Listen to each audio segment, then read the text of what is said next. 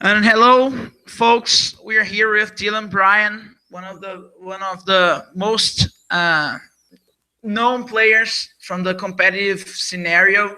He is known for his crazy decks, crazy and brilliant deck lists.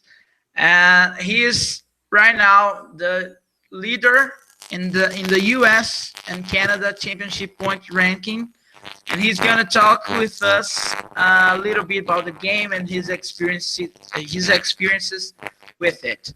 Hello, Dylan.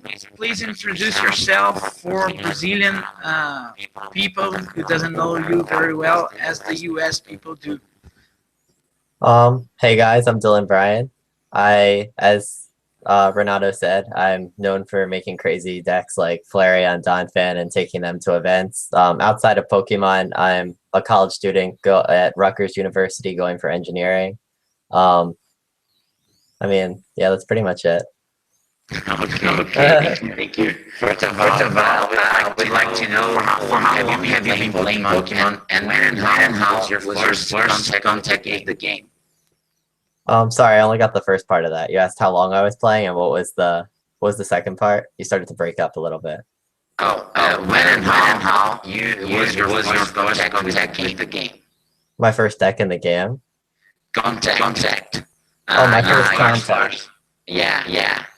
Okay. Well, I started playing actually when I was 6 years old, like way back when it was like base set. So it was just my dad buying cards off eBay or Yahoo and reselling them, so I could kind of essentially play for free. And we would just go to like all the local Pokemon leagues. It wasn't really like a competitive scene like Wizards of the Coast or TCPI back then, but so I got my like kind of foot in the door then, just because I liked watching the TV show, playing the games, just like any other kid when Pokemon like Gold, Silver, Red, Blue first came out. And then after like Neo Genesis came out, maybe when I was like, I don't know, 8 or 9 or 10, like Pokemon stopped being like as cool outside of the video games, I guess. So, and there were less like leagues and such. So I stopped playing the card game really. And then maybe like 7 years ago or so, I don't even know the exact day. It's like the exact date. It's been so long. My dad just kind of saw online that they had a Pokemon tournament, and my little brother still had some cards. So he took my little brother to a tournament, and he found out that there were like over 100 people. So I was like, oh, that's pretty cool. So then I started ordering some cards and then slowly got back into it from there. I was like a senior back then, but so I guess I was like 14 or so. And now I'm like 21. So yeah, I guess it's been like 7 years. Very nice. As we were saying, you are very famous in the Pokemon community for your crazy and brilliant ideas for deck. How do you choose your deck for a tournament? Usually I just play test a lot and then play what I feel is the best deck. But I guess what I do differently is a lot of people just see like all the meta lists like Yveltal, Emparisian, Genesect, and Seismitoad. They kind of play them all against each other, and then they pick whichever one they're winning the most with. But I kind of like see what all the popular decks are, and then I try and identify like what like they're bad against. Like maybe like Yveltal is like has like a lightning weakness, and maybe Verisian Genesect isn't that good at trading with Manectric. So then you kind of find like a card that beats like 2 or 3 different decks, and like Manectric Rough Seas is good against Seismitoad, and then you try and put those cards together and come up with something different and unique. Like I don't like to play what everybody else is playing if I feel like the mirror match isn't very skill based. So like I don't feel like if I played Yveltal, I would be the Yveltal player that was 9-0 like Ryan Sablehouse. So instead of playing like a solid like consistent deck, I prefer to try and come up with something unique based on what the metagame is to try and give myself an edge that way. Pretty nice. I think most of the beginners think that way. They try to experiment everything, and you are like a model for them, so they can really reach success on tournaments for doing that. How do you think so far from the box? How do you do to think so far from the box as you do? Because some ideas you got, like the Dragonite on Ground on X, Primal Ground on X deck, it was brilliant. It took you to pass first on Swiss, on Georgia regionals. How do you do it?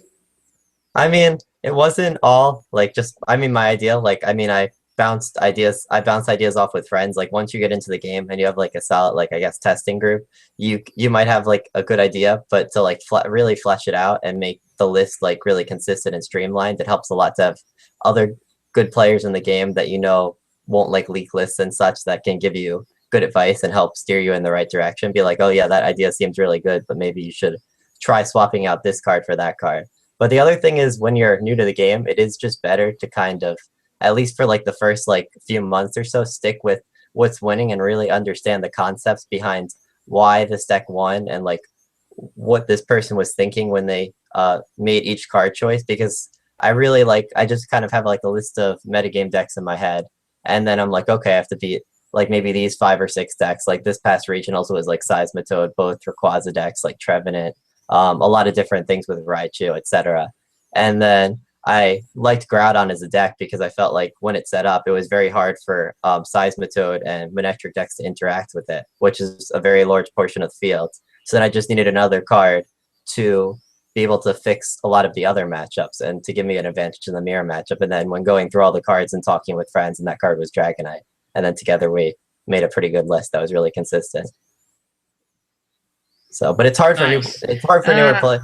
Yeah, go on. Yeah. My next question would be, how is your brainstorm process? But on my first question, you already answered it. You do play test everything else, and you chat a lot with your testing group, right? Yeah.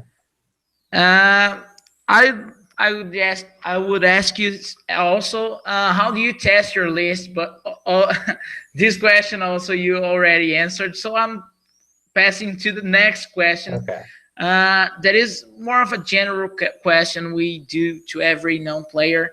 After a significant time playing, what keeps you motivated to play at a high level? To keep playing at a high level? I mean, I just enjoy competition in general, just like the competitive nature of things, like whether it's like Pokemon or like when I used to play like Magic the Gathering competitively at like just like camp with like friends, or trying to get better at like intramural volleyball and getting our team to win, like whatever. I don't know. It's just like the competitive nature in me wants, like I want to keep winning even. And it's like the prizes in Pokemon like aren't something that you can make it so you can do it for a living, but I guess just the community makes me want to keep playing. Like going to like nationals and worlds and seeing friends that I only get a chance to see once or twice a year makes it really worthwhile. Yeah, very very nice. Here in Brazil, I think most players do think as you do. The other one, what's your favorite thing about the game? About the game, I mean, I guess, I mean, a lot of it is just the community too. Going to friends, going to big tournaments, getting to see friends that I don't see that often. And then I guess the other part is just I like the way the game is designed. Like I always liked Pokemon growing up, and it's really just cool to play a game that was competitive with. I guess like when the video game and such was such a big part of my childhood. Nice. Again, after all these years playing Pokemon, what was your favorite format of all times? What is your favorite format of all times? I feel like it's really funny because whenever during the current format, like everybody always complains that this format is so bad because this deck is like overpowered or there's not a lot of variety. And like way back when I first started playing, like when it was like everybody was playing like Gardevoir Gallade or like Empoleon, and then everybody like people complained about like SP because SP was so dominant. But now people look back and now those were like supposedly like the good old days where everybody had those decks. I don't know, like every single format there were things that I did and didn't like about it. Like I guess I really like the SP and like days because I really like playing a lot of like the Vileplume decks and like a lot of the slower setup block decks. But even now, like I find decks that I like Groudon Dragonite was really fun. Like Donphan was really fun to play in the beginning. So I think there's like hidden gems in every format, but a lot of people just don't see them. Yeah, you do a really really good job doing that for us to find the gems, the hidden gems. How do you see the evolution and growth of the game since you started to today? And do you think it's better now, worse, or just different? I think the growth of the game has definitely improved just because there's a lot more content out online. So it's a lot easier than when I started, because like when I started, I was in seniors, so it's a bit easier to get into it competitively because seniors doesn't have as many players. But I was like on Poke Beach forums and like looking at like the Poke Gym forums, which are not that competitive looking back on it. But now there's like content like 6 Prizes, which is a website I write for, like 60 cards. I mean, you have your blog, Squeaky, and Team Fish Knuckles makes their YouTube videos. There's just so much more content out there if somebody was new and wanted to get into the game at least at like an above average level, which I think is really good. And the fact that people are streaming live events, or at least like recording videos and posting them, makes it, I think as the commentary gets better, makes it more exciting to watch too. Because like when I started playing, there was no streaming, no commentating, and then it was really only like I don't know, like when the Top Cut started doing it, when like streaming even started to become remotely a thing. So I think as that gets bigger, the game will continue to grow. Yeah. You have had a well-succeeded career in competitive Pokemon, that's for sure. What do you think was your most significant result? No, sorry. What do you think was your most significant result in Premier Championships? Sorry for the poor English. Yeah, no, it's fine. You're doing fine. I don't really think I ever had like one big breakout. Like a lot of people kind of get their name on the map when they like win worlds or win nationals after having like an all right season. But for me, it was kind of like I made top cut at nationals, top 16 at worlds, with top cut nationals, top 16 at worlds, top cut nationals, top 16 at worlds, like 3 years in a row. And after I'd done it twice, and then especially after the 3rd year when I did it with Flareon on stream, then that's kind of when people started to recognize that I was somebody, I guess, I don't know, I guess to watch out for in their eyes, or at least somebody who comes up with really cool ideas, however you want to spin it. But I never really got recognition by like winning or like having like any one big breakout. It was just kind of consistent results over 2 or 3 years. So none of them really, I guess the Flareon one sticks out to me because that was like the craziest deck that I ever played at Worlds, and that was the one that everybody kind of remembered from watching it on stream. But there wasn't really any one big result, I think. I think it was just consistency over a few years. Yeah, that was the first World Championship I've ever watched, and it was very nice to see Flareon top 16, and no doubt of that. Congrats for it, for the accomplishment. Also, what was your favorite tournament until now? The one you enjoyed the most and have a particular pride about your achievements? I mean, I think just I always enjoy Worlds the most as like a tournament. I mean, again, like all my achievements were kind of like the same. Like I made top 16 every time, so it's hard to separate them. But just when I go to Worlds, there's a lot of people that I talk with just over Facebook Messenger or over Skype, like that are international. They live in Europe or Argentina. So, I mean, shout out to them for helping me test so much. But just getting to see them in person and hang out with them once a year is really awesome. And that makes like the entire experience, like I guess that really makes the entire experience for me. It's just like really fun. Like so many, getting to, I don't know, just getting to go out with them, hanging out in like hotel rooms and doing things all weekend together or hanging out like last year when it was in Washington, D.C., a lot of them were in New York like the weekend before. So I got to see a lot of them in New York. Just things like that, and the community in general is what makes the game so enjoyable. Yeah, that's pretty nice everywhere, I think. What was your favorite deck of all these years? I mean, there were a lot of them, honestly. Like, I guess any deck that I take to an event that was kind of like different and caught people off guard, and I did remotely well with it, was something that I enjoyed playing, like Groudon Dragonite most recently. I mean, I enjoyed the Flareon deck a lot. I enjoyed Kling Kling when I went to made top cut with that at nationals. There was like the other Dragonite last year with Reuniclus that I made like top 4 to regionals with. That was really fun. And I think like my first year in seniors, that was my first Worlds ever, when everybody was playing Gardevoir Galates. I don't know how many people know how dominant that deck was, but the 6 out of 7 Swiss rounds, top 32, top 16, and top 8 at Worlds, I played against the same exact deck. I played against Gardevoir Galates. So out of all my games at Worlds, I only played against one other deck.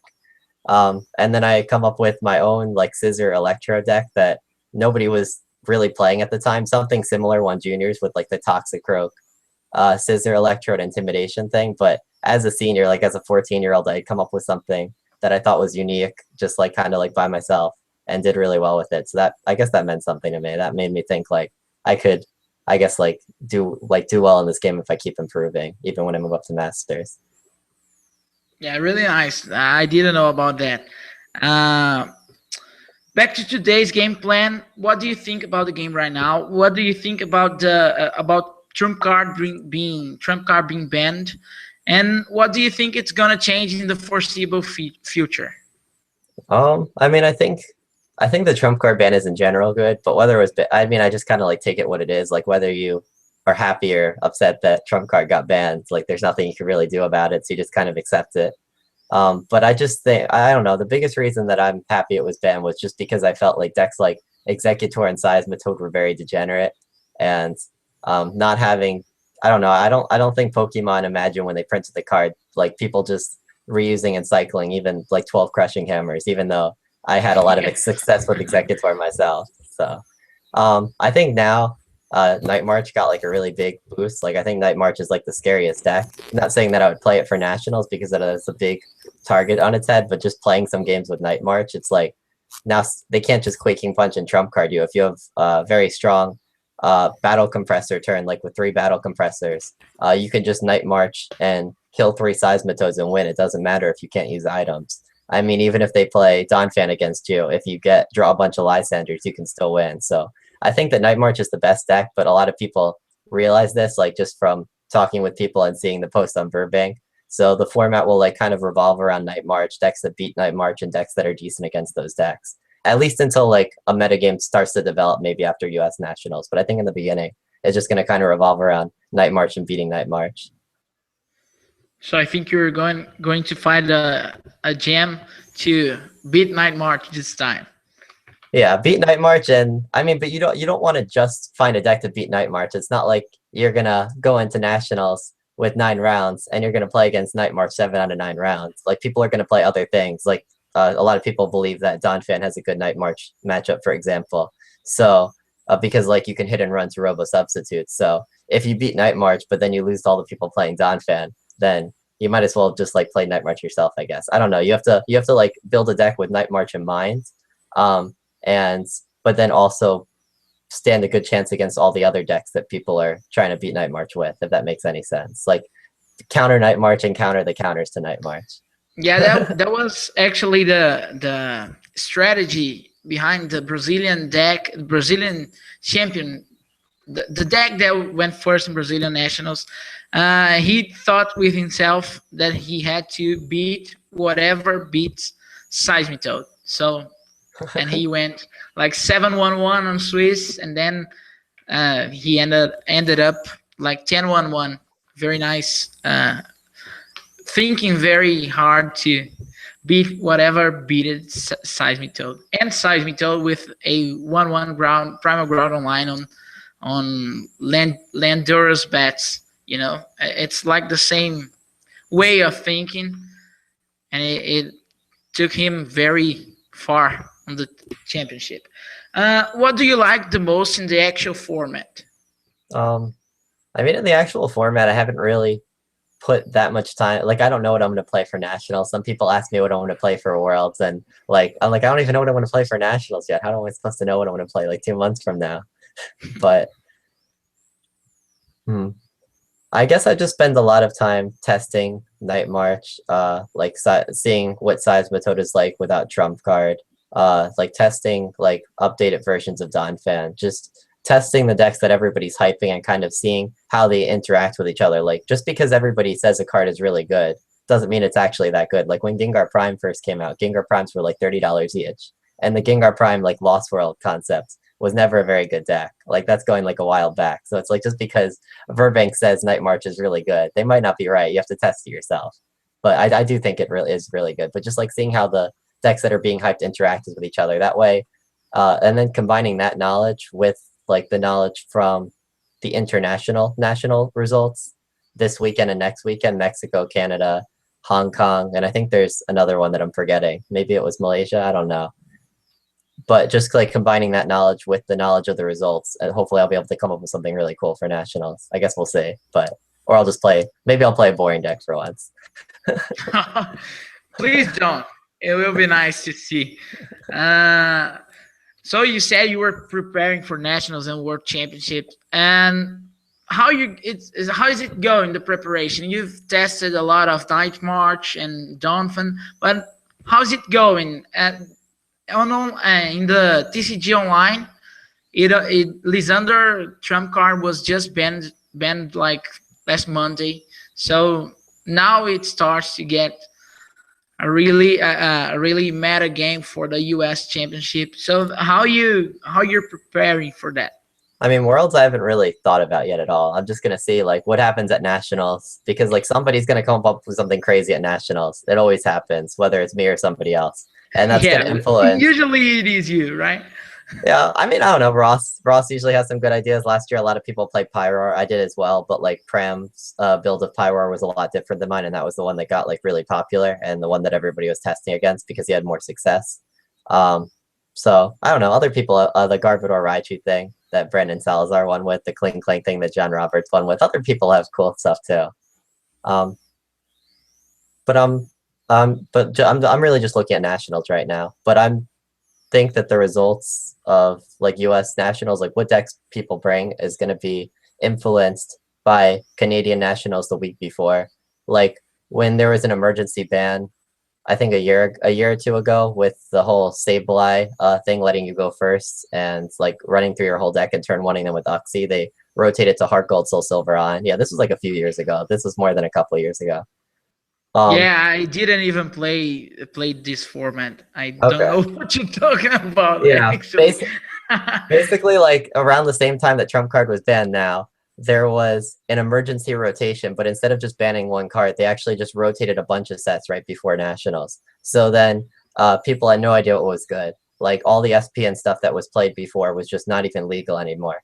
So then Canadian Nationals came along the week before US Nationals, and then nobody, like for the most part, Mega Prime was a card that wasn't on anybody's radar, and it was like a $10 card on eBay, like a card, an ultra rare that nobody cared about, and then it like dominated Canadian Nationals. So then it got to US Nationals, they sold out of like Mega Prime at the vendors in like less than 5 minutes, and they were like $30 each. Then like they resold them for like $50 each, and then they were like buying them back for $50 and selling them for $70. It was like crazy, and it was like one Nationals like the week before just totally influenced what everybody was going to play for US Nationals. So if somebody comes up with something crazy in Canada, then that's going to have like a really big impact on our format. So I won't really know for sure. I can't confidently say when I want to play for Nationals until like all the other Nationals are out of the way and I see all the results, because something crazy could shake everything up. Yeah. What do you think about the expanded format in the day 2, like in top 32, top 8? Do you like it? Do you prefer like it was in the past years? Everything at Nationals is not going to be expanded, right? I thought. Or are you just talking about like regionals in general? Oh, I didn't know it won't be expanded. I thought it would be. I think it's not. Maybe it is. Maybe you're telling me something I don't know. But I guess just in general, because it's a thing for regionals anyway. I think that it's very when it comes to expanded formats for like the top cut of regionals, you play like you put most of your testing like to get there, and then at the night before, everybody just kind of gets together with friends and then throws something together last minute, which I don't know. I guess it just who's ever better at like theory, or whoever actually puts the time into testing 2 formats. Like I know Frank Diaz told the story of when he made top cut at Canadian Nationals, they actually all had to build their decks for top 8 in an hour. So everybody it is on your YouTube channel, right? Yeah. I just thought it was a really funny story. Yeah. What's the name of your YouTube channel so the people can watch you? Someone's PC, SOME, the number 1, and then the letters PC, just kind of like from the video game, the reference. So if anybody wants to check it out, Frank told the story on there, but basically he had like everybody was on the same hotel room floor, and they were all like frantically trying to build decks in like an hour for like top cut of like a regionals, and it's like obviously nobody had tested because everybody's like building their deck on the spot. You're watching everybody borrow cards and frantically scramble to get a deck together. So I think it would be a better solution to maybe have some regionals that are all expanded, kind of what Europe does, and then just some regionals that are all standard, because then you would have players that actually bring like well-tested expanded decks. There would actually be more of a metagame for expanded, and it would become more developed. I don't know if that makes any sense. Yeah, just for ending, what do you expect for Worlds, and what is your top 5 players, and what are your top 5 players in the world today? I mean, honestly, it's like impossible to say like what people are actually going to play at Worlds without even being 100% sure what they're going to play at Nationals. But I just whatever does well at US Nationals, that's going to influence people's decision at Worlds. Like as for like top 5 players, I think that the Sable House brothers are both very good right now. Jason Klaczynski's been having a lot of success right now. I mean, I'll exclude myself. I think Brit 5S has been having a lot of success right now, and I think he's really good.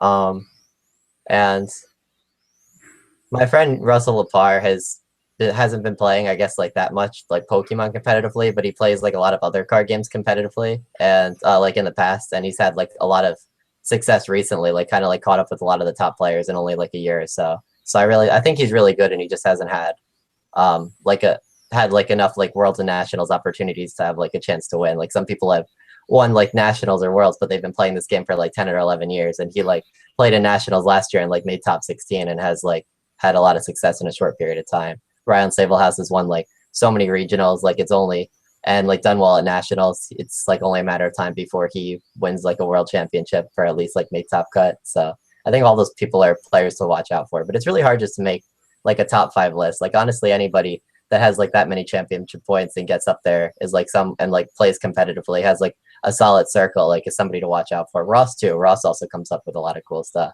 So yeah, it's hard just to pick 5 people. Fine, that's fine, no problem. Thank you for your interview. Thank you for letting us have this video to show to Brazil, to bring to Brazil some content and pretty good